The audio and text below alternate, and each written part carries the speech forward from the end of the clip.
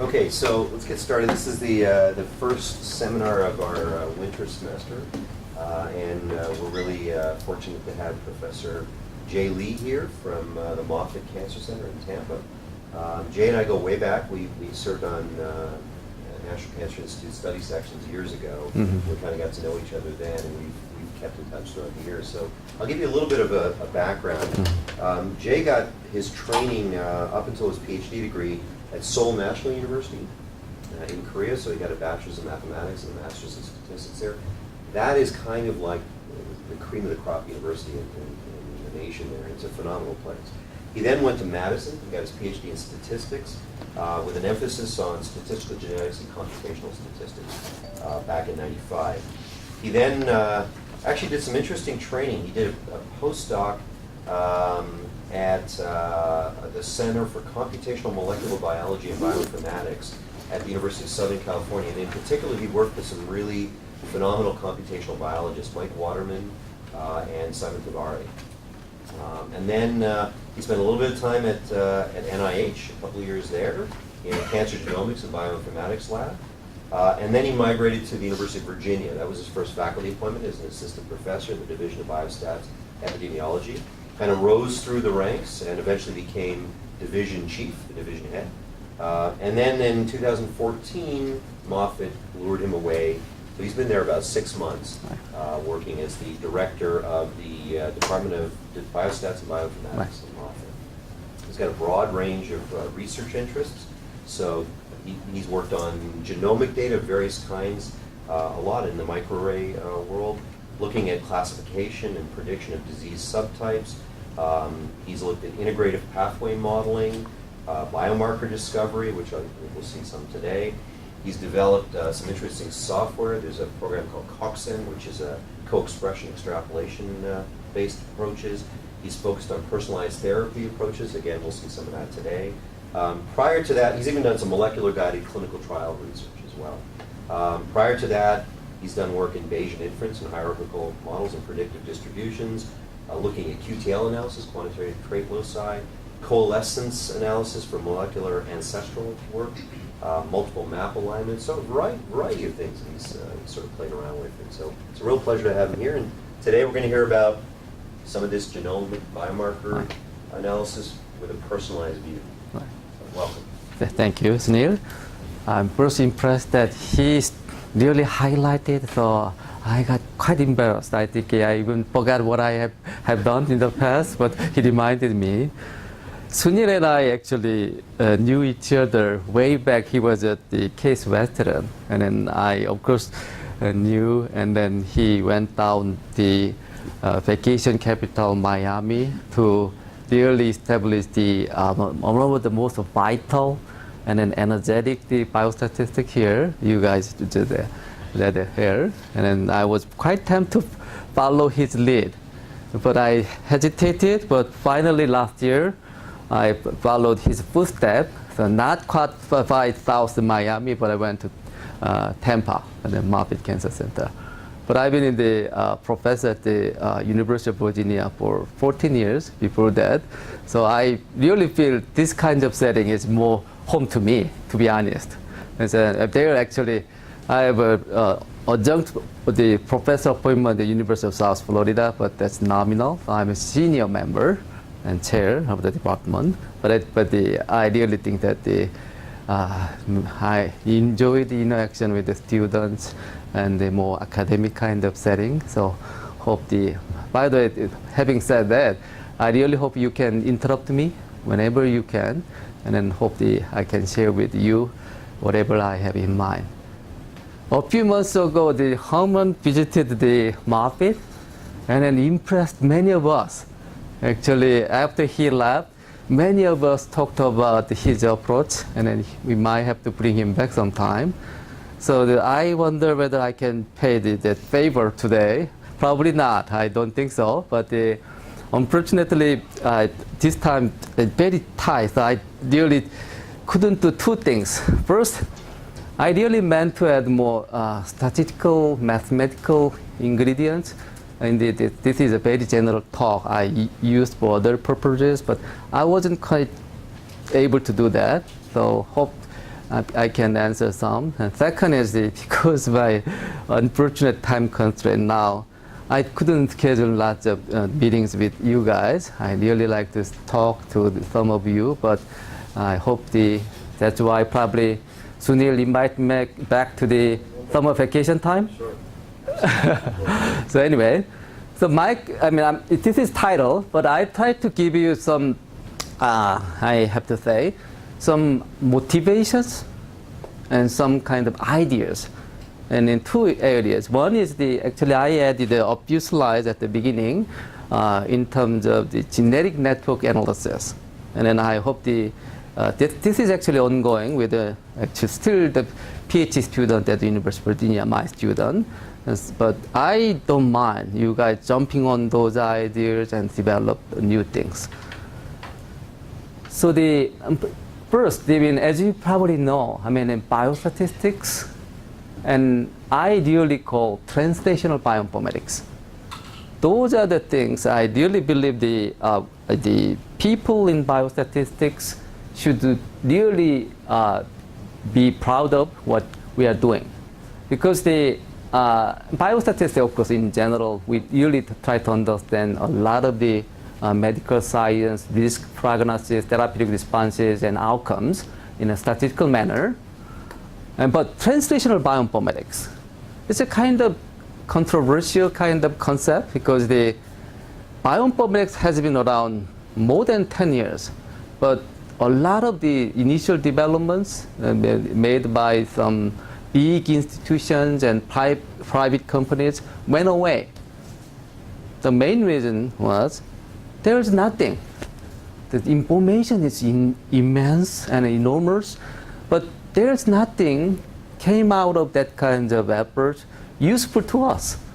That's the main trouble. A lot of the initial efforts went away. So I really believe we should focus on, while we are dealing with an enormous amount of data, how can we utilize some of those the types of information? For example, in the medical science, direct applications impact on human disease outcomes, for example. So I really hope you keep in mind, we do always statistical and analytic methodology investigations and research, but hope you understand and then really value those types of So in terms of the genetic network analysis, you might have seen this kind of plot many times. And then Sunil and I sit in the statistics section. A lot of times, scientists call hairball. So it's like all hairs are kind of tangled together. So how would this kind of network be generated? There are many computational tools, Bayesian, or many like neural network, many different kind of machine learning techniques can automatically generate very complex network structures. But as you can imagine, this kind of the computationally generated network is most of the time very minimal or useless. That's what we call hairball. Why? Why it's so difficult to investigate the genetic network? The reason is this. Think about computationally. Suppose you have I didn't mean to. You have how many? I say 50 genes.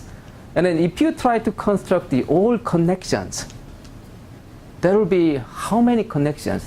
I think 2 to the 50, all possible combinations. So no matter how powerful your computer is, there's no so-called the finite or the polynomial computational algorithm available to solve this kind of problem. So all computer scientists, what they are doing, basically develop some kind of heuristic algorithms. What do I mean by the heuristic? It's basically, let's make some assumptions. Let's say probabilistic kind of the optimization is the goal. Then you search through that kind of. But the trouble is still, there are a lot of things going on when you try to utilize those types of computational tools. So it ended up this kind of hairball. So I throw it one simple question to you. When you have a, say, jigsaw puzzle, 100 pieces, how do you solve that? You solve the jigsaw 100 puzzle, one piece puzzle, one by one, randomly putting in the 100 places? That will be 100 factorial, right? Nobody does that. How do you solve that? Look for similar color pieces.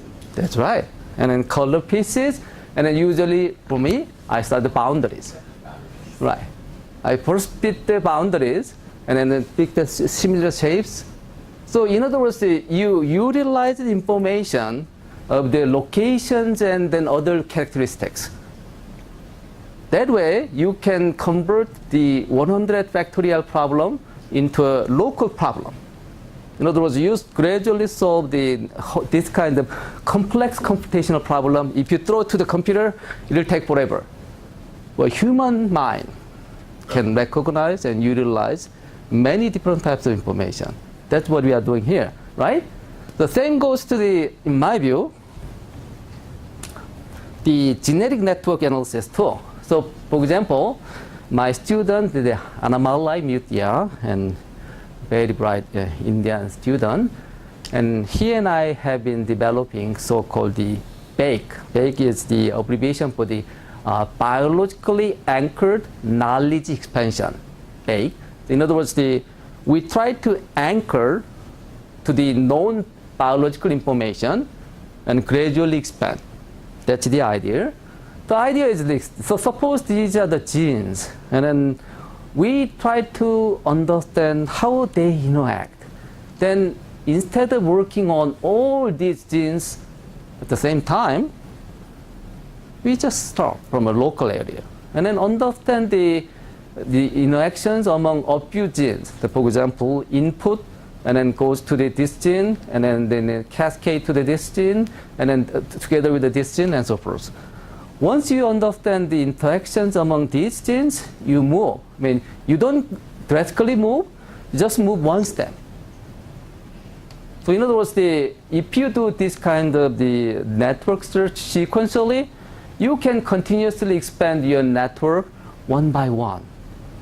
And then you can avoid all the computational problems we just discussed.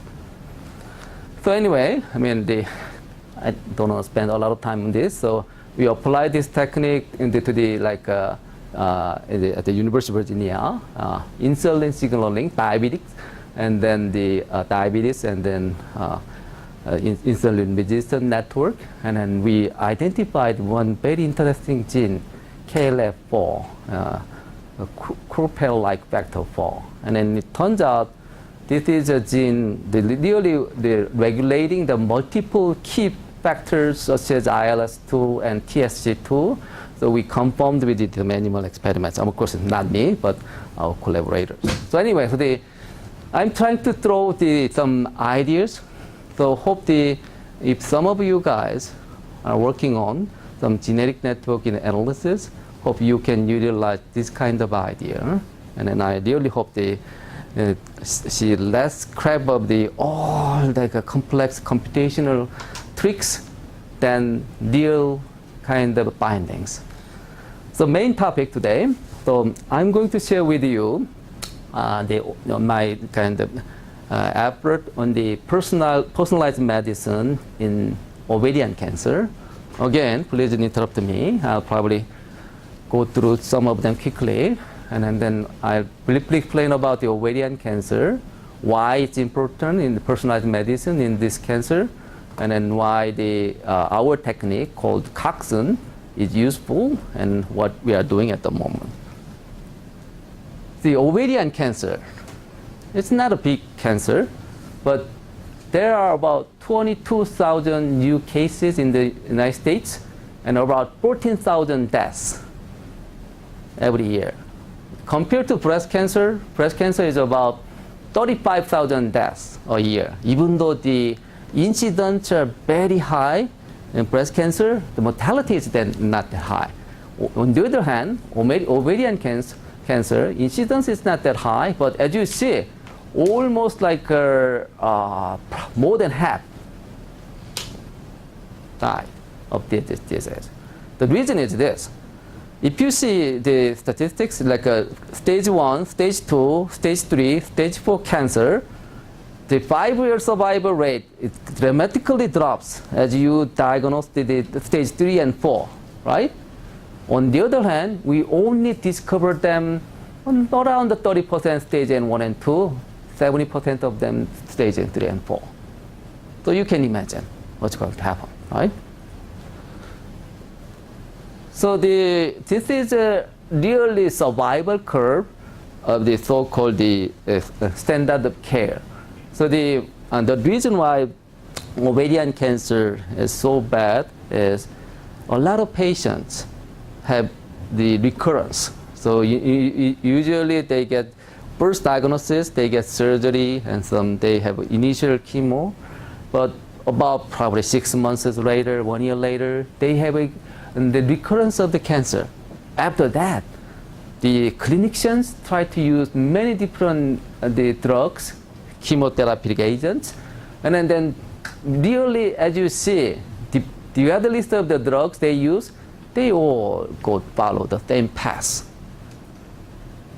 So, I mean, here's the kind of median overall survival. I mean, around 41 months, 48 months. So that's the reality of the ovarian cancer. So I will try to share one more question with you. So here's the alarming statistics in cancer science. So over the last two decades, even longer, overall cure rate got better in cancer.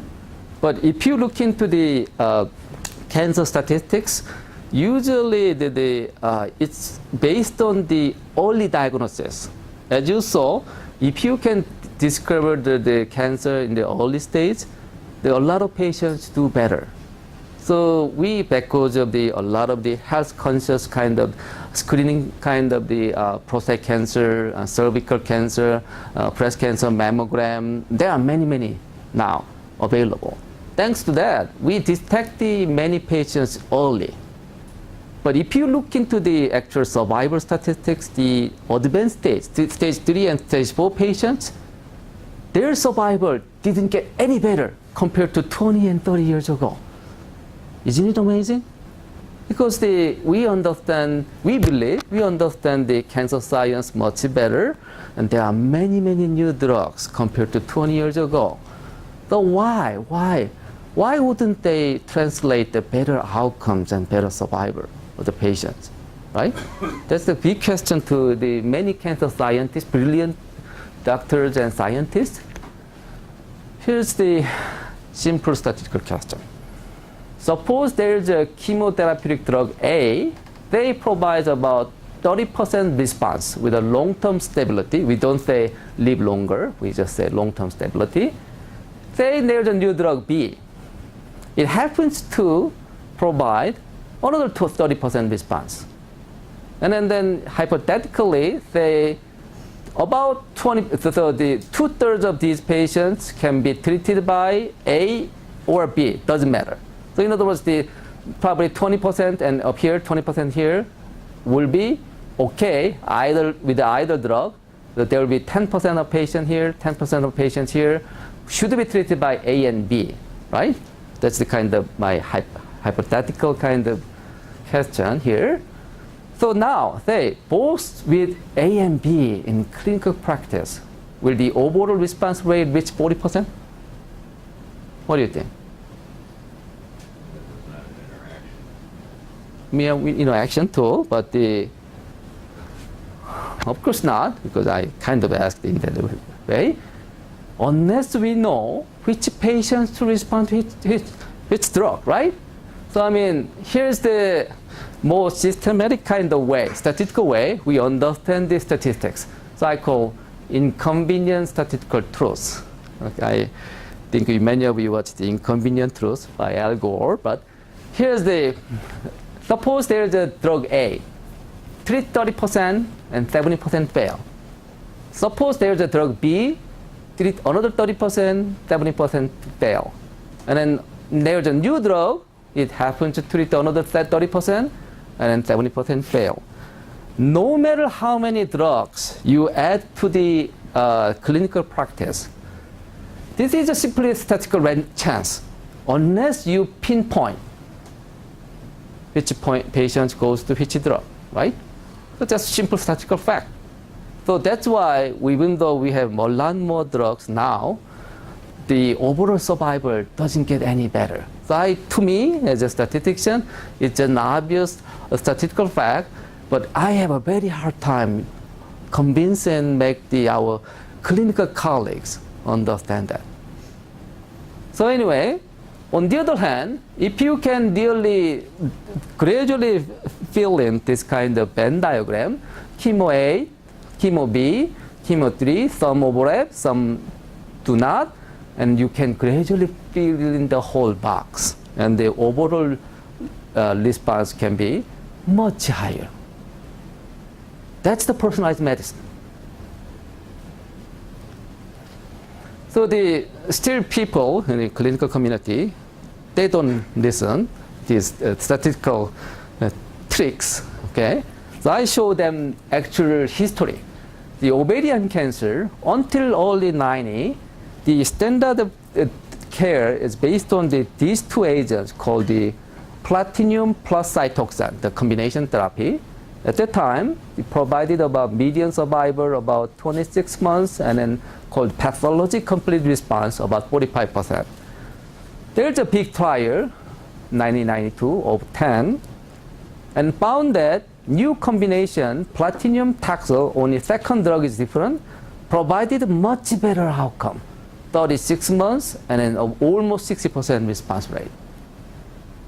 After this, every single patient, ovarian cancer patient, switched from here to here.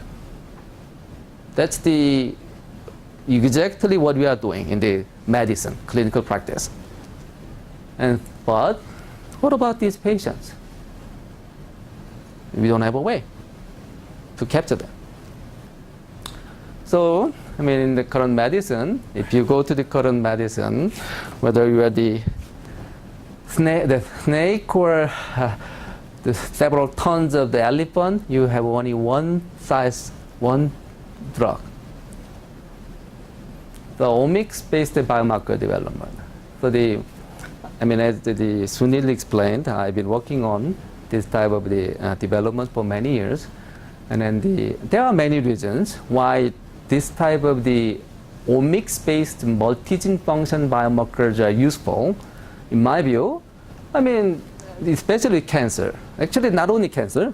Since I have worked on the University of Virginia General Medical School, cardiovascular diseases and diabetes, I can tell most the chronic human diseases, such as the long-term relevant to the lifestyle or a lot of risk factors, all those human diseases are very heterogeneous. So that it's been extremely difficult to explain those diseases and how they react, how they prognose, based on only small number of genes. So we really have to utilize a good number of genes to really understand the alternate genes and pathways. Second, it has been around. I studied like a GWAS, like a single nucleotide polymorphism type of investigation, like many statisticians. But still, even 2 or 3 decades after now, usually it gives an initial kind of the insight, but you still have to do a lot of homework.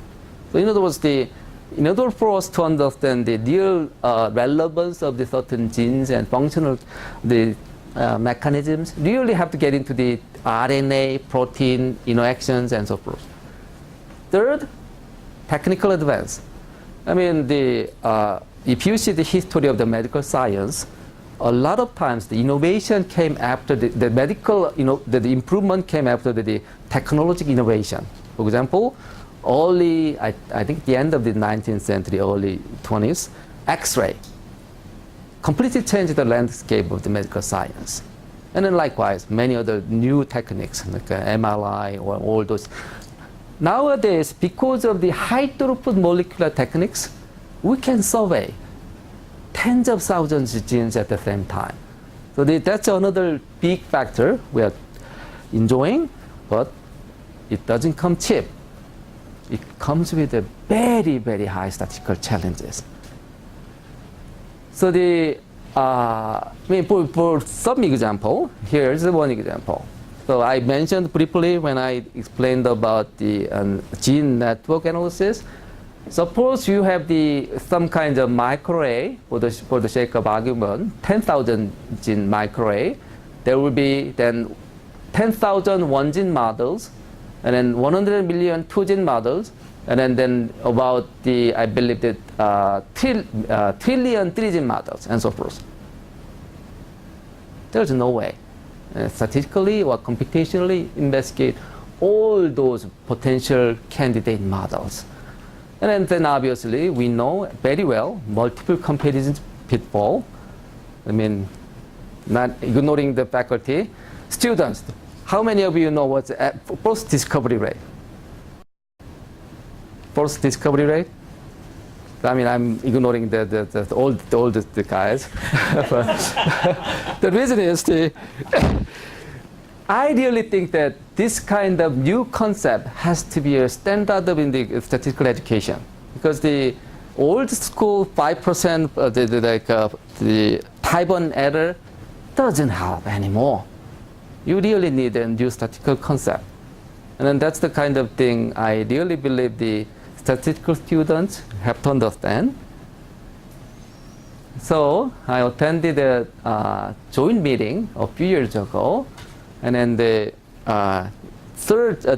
Cox, he actually, I was amazed. I think, how old is he? Probably 80 years old. He's interested in this kind of study, and then he mentioned all these kind of studies basically find the needle in a haystack. And he made a very interesting statement. Or no needle in a haystack. So, before you jump into the haystack to try to find the needle, you certainly want to know whether or not there's a needle, right? That's in my view, our statistical, the people's responsibility. So, we developed in order to do that, we developed one technique within my group called the Coxon, abbreviation for the co-expression extrapolation. I'll get into that in a minute. The idea is like this. So in the cancer, people use the so-called cell lines.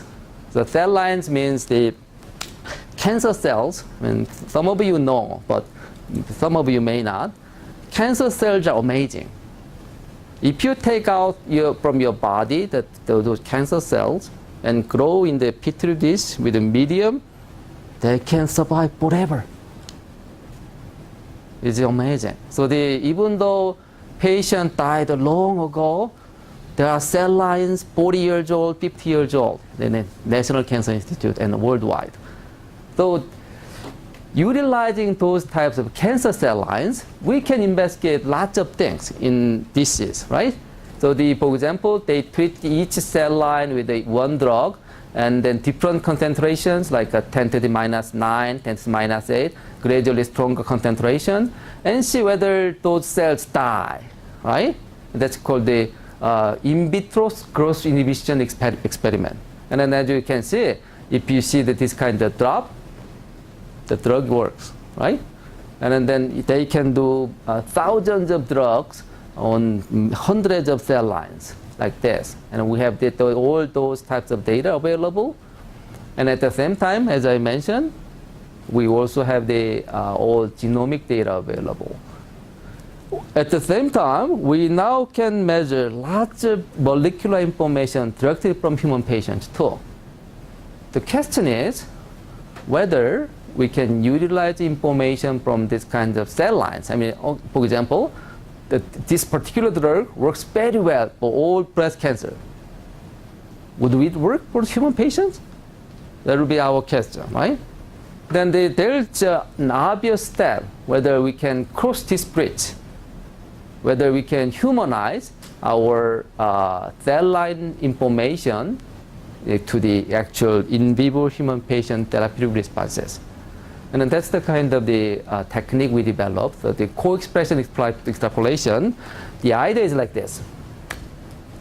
So based on the like a microarray or many high throughput, we can now see multiple genes in expressions and interactions within the cell line system, within the human patient system, right? And then you see how they interact within this cell line system, within this patient system, and then see whether they interact similarly. For example, as you see here, this interaction between P2, P4 is different here. I mean, much stronger here and weaker. I mean, red being up, blue being down kind of regulations. And as you see, the interaction is quite different between these two. But if you see these two, they interact all these players in a very similar manner in both systems. So you can observe, you can quantify this kind of interaction and similarity in a certain kind of the statistical measure, statistics. That's the, we call Coxon coefficient. I mean, it's basically correlation of correlations. I mean, everybody knows correlation, coefficients, and then you take the one more correlation. It's called the second order correlation, and then there are multiple people have utilized this idea. So the correlation of correlations. And then using this kind of measure, we can all of a sudden understand the concordance or similarity of the network interactions between two different systems. Any questions? Okay. So here's one, I believe many of you know you have a question? No, okay. Many of you know this kind of hierarchical clustering analysis. So the hierarchical clustering analysis is like a two-dimensional, actually effectively three-dimensional because we use color to display the many genes here, like I don't know, 200 genes across the many different patients and cell lines. So these are the genes, these are the patients or cell lines. If you do this kind of clustering analysis first, without doing any kind of the gene selection, this is usually what's going to happen. You will see most of the NCI60 cell lines, human patients just cluster together. Because in our human nature and then the biology, there are many very specific signatures relevant to cell lines, relevant human systems. So in general, they just stick together. But if you realize and then on the other hand, I mean, the red represents sensitive cell lines or patients. The blue represents the sensitive cell lines or the resistant cell lines of patients. And then as you see, they are all mixed here. But if you utilize the Coxon, the technique that I just explained, we basically use subset. In other words, between the human system and between the cell line system, you only use the genes that show the high concordance between those two systems. And then if you do that, then if you run the hierarchical clustering, you can see most of the sensitive cell lines and patients, most of the resistant the cell lines and patients cluster together, and all of a sudden the distinction between cell lines and human patients are broken, right? So that's the kind of the technology or statistical technique we developed.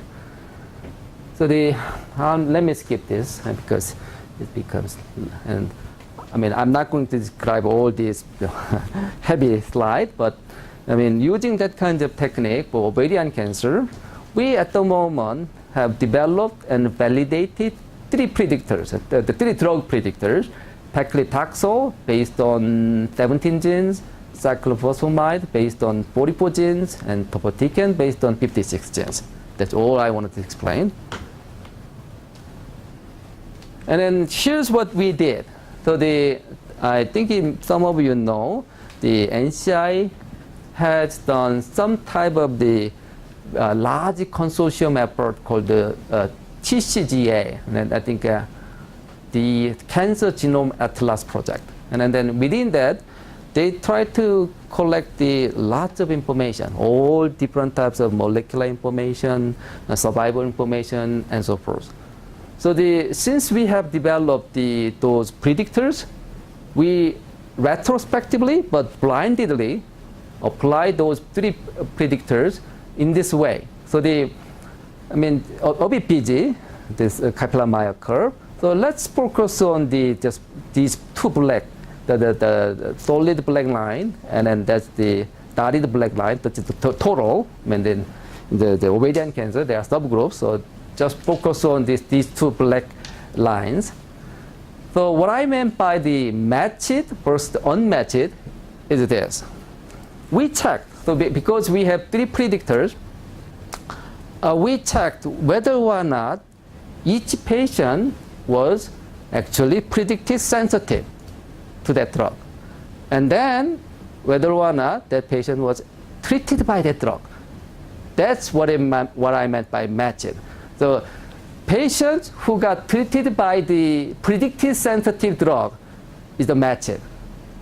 The ones treated by other drugs, not predicted sensitive, would be unmatched. So in other words, we didn't do anything. We just divide them based on our prediction, matched, unmatched. And then we checked the statistician, many different things, whether in terms of the stage distribution, age distribution, and this is all ovarian cancer, all women. So all those are identical, statistically identical. But if you see the statistics, all the matched patients lived about more than 5 years, and then unmatched patients live median survival about 44 months. So it's more than 21 months.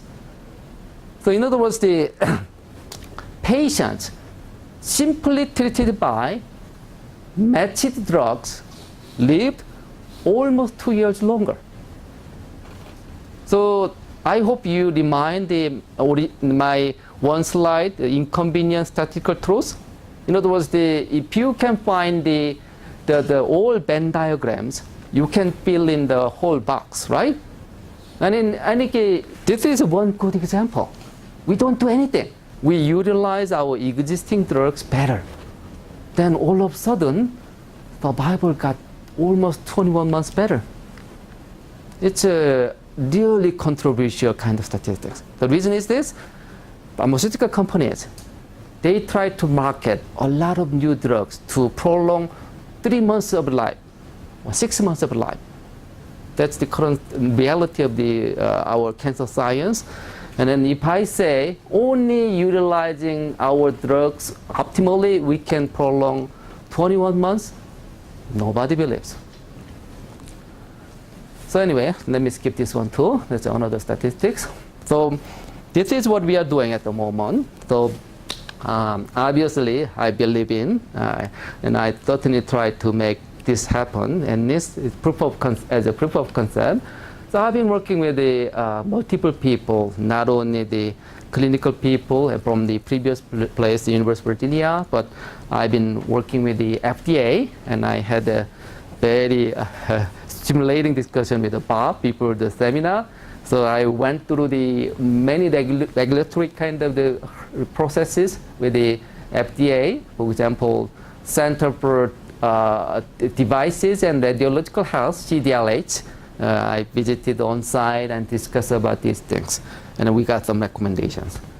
So I think it is probably useful. I mean, I learned something beyond the statistics, but I think it's probably still useful to our many statistical colleagues. What takes to really develop and move forward with this kind of the science. So this is usually what the FDA would ask if you develop some kinds of therapeutic, so-called predictive biomarkers. So what I meant by predictive and prognostic is this. FDA first question was this. Okay, you found some gene signatures. And then you demonstrated from my previous slide, the signature positive, they call positive, live longer, right? Is that because you really predict the drug's response, or you just choose healthier people, right? In other words, if you just capture the healthier people instead of the therapeutic response, if you just choose the marker positive, they live longer, right? So they want to see whether my signature, our signature, is prognostic or predictive. And we statistically have to design. You have to spin around your heads a bit how you can design that kind of statistical study, right? Second question, obviously, they are very interested in whether we can really generate consistent scores again and again, and so-called pre-analytic or analytic kind of 2 and 3. This is more lab process, and then assay process. This is more statistical process. And then also they really want to see how we want to implement our study, clinical trial design, and then other things. So probably I'll explain more about these 4. So anyway, we went through. I mean, again, I'll skip, and then I'll skip again. I learned a great deal of all these kinds of the cancer science and all the lab process, as you can imagine. And then I think that that's a good learning lesson for me, and I hope you also have those types of opportunities sometime from your collaborations. And then also 10 statistical consistency and variability tables, which I also skip. Okay. So this is the clinical trial design we propose. Be reminded that the design has to answer whether our signature is prognostic or predictive, right? So that's the kind of design we try to provide and then implement. So here's remember those 3 drugs. So here's what we are going to do. In all those patients, and then we do the Cox, based on microarray, we did a Coxon evaluation on those 3 drugs, right? We have 3 drugs, and those are the all standard agents. So the clinicians and patients, we don't have any ethical issues. We can equally utilize any of them. So, by the way, those practical issues are also very big. So that's the reason we really have to work together. I mean, I, of course, didn't know anything about them, and then they guided and they helped me understand. So there's no problem to utilize 3 drugs alternatively. And then we randomize based on the score. So randomization is not like a traditional randomization. You randomize based on this generated score. In other words, you would like to have a similar distribution of your predicted scores in your control arm and your treatment arm, right? That way, if I can demonstrate that the patients treated by the actually matched drug rather than just standard of care, if this arm does better than this arm, then that's not because of the difference of the scores, right? Because I kind of equally balanced the score distributions of the 2 arms, right? That's the kind of design. And then of course, we test the endpoint. So anyway, so we have multiple observations, and then we have to follow. And then another point is we can do many different types of especially in the cancer science. Novel ideas and the clinical trial design is very big, and there are many reasons. For example, we know there are many covariates, like compounding factors, the gender, ethnicity, age. In traditional setting, you have to almost do either stepwise sampling or multiple different trials. But nowadays, there are many new ideas, like covariate adaptive trial designs, or the sequential designs. I mean, sequential design is more traditional one, but I mean, there are many reasons. I probably don't sweat too much, but those are really the ones we need. So anyway, and then also, one last, and after this, I think in my conclusion. We also have to understand one more thing. Even FDA didn't ask. So suppose there are 3 drugs, the paclitaxel, drug cyclophosphamide, and topotecan. They are not actually equal.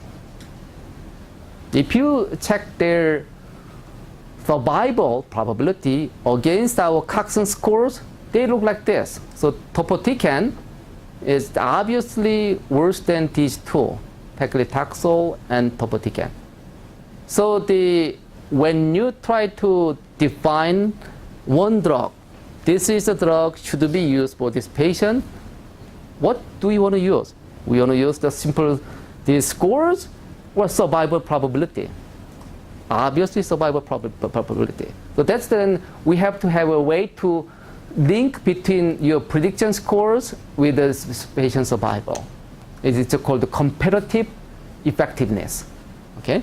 You probably heard about this kind of terminology many times, but I think that we really have to understand the comparative effectiveness of especially based on this kind of marker predictions. So anyway, I mean, I'm doing it even though they didn't ask.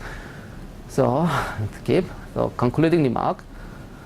So I really believe, and like many other people, and Moffitt, actually the reason why I really like Moffitt is every single person believes in the personalized medicine is the future medicine we should go for cancer and many other human diseases. And then we really need not only 3 drugs. I just showed the 3 drugs as a proof of concept, but in my view, all standard agents. I imagine 100 years later, we look back the current medicine, it almost look like a barbaric. You got treated with that drug without knowing whether or not that drug worked for you. It sounds like a barbaric, probably 100 years later. So I think the current medicine really have to gradually move to the direction. Before we treat, we really want to know whether or not one particular treatment and drug works for that particular individual. That means and then also, I mean, I skipped again, as I mentioned earlier, skipped all statistical developmental procedures. We need multiple data sets, and then this is hard because in clinical science, cancer science, there are many multiple data sets for the same type of the drug experiment, so it's very hard. So I think it's a bit of the education and convincing the clinical community. And then I explained about the FDA process. So I'll skip. So finally, I really believe, personally, we don't need more pharmas who claiming we can develop new drugs treating a small fraction of the kind of patient. But instead, we really need the ones, the pharmaceutical companies with the companion diagnostics. In other words, we really want to see whether or not their drugs work for which patients. And then in my view, if you try to do this type of investigation, starting from the standard of care, treatments and drugs, I really believe that's a low-hanging fruit. The reason is this. The patients are already treated by those drugs. So we can collect the data. It's not that easy, by the way. If you get into the really clinical science, it's just the hardest thing is to get all the response information, especially for the chronic diseases. But they are used. We can collect the data. And so it's much easier than developing novel chemical agents, which is not toxic, but used for treating certain diseases. One drug development when the pharma costs more than $1 billion, and then usually takes 10 to 15 years. So as you can imagine, this is a much easier study. And then as I demonstrated, I hope I convinced you, this is really amazing way to dramatically improve the human the health and then medical science. So thank you. I mean, of course, I didn't do alone. I thought I wouldn't name all the people, but I have worked with a good number of people, many clinical people, laboratory people, and so forth. Thank you.